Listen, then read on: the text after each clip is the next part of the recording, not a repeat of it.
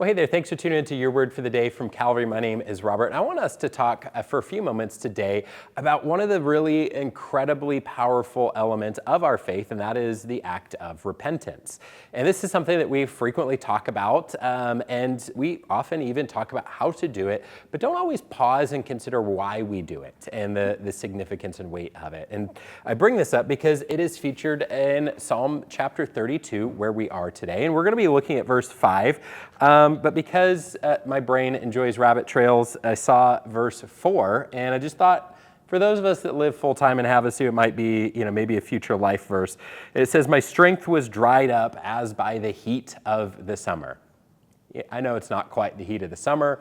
Give it 6 months, and that verse will land a little bit more powerfully in your life. Anyways, verse 5 says this: "I acknowledged my sin to you, and I did not cover my iniquity. I said, I will confess my transgressions to the Lord, and you forgave the iniquity of my sin."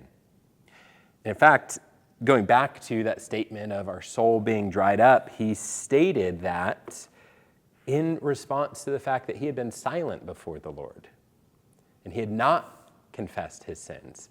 And he felt the weight of that, and it caused him to be dried up as by the heat of the summer. See, I share this because when we sin, Scripture explains that it causes a separation between us and God. It breaks our relationship. It causes distance. It creates tension there. Same as when we do something against one of the people around us that we're in relationship with. When we offend our spouse, when we are harsh with a friend, when we do something terrible to a coworker, there's relational distance that is created there. And the only way to solve that is by working through the process of forgiveness. And we're reminded here in Psalm chapter 32 that repentance, that acknowledging our sin to God, confessing that before him, is what brings forgiveness.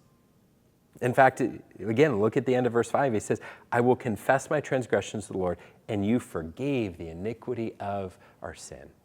When we confess our sin to God, we get to receive the application of his grace and forgiveness on that particular issue.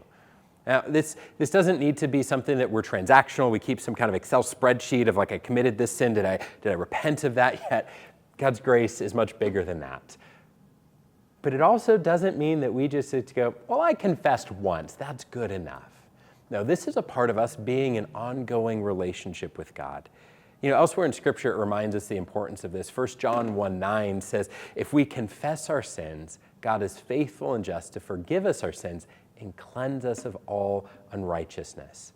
So when we forgive, when we confess, we receive his forgiveness. We get just that cleansing grace of his forgiveness applied to us, and we get to restore our relationship to our Father. So I don't want your soul to dry up as by the heat of the summer. And so my challenge to you is to spend some time reflecting. Is there something you need to repent of? If so, do it today. Go before the Lord and experience the goodness of his forgiveness upon your sin as you confess it to him. And experience the fruit and the goodness that comes with repenting our sins and confessing it before the Lord. Hope this has been helpful. We'll see you next time.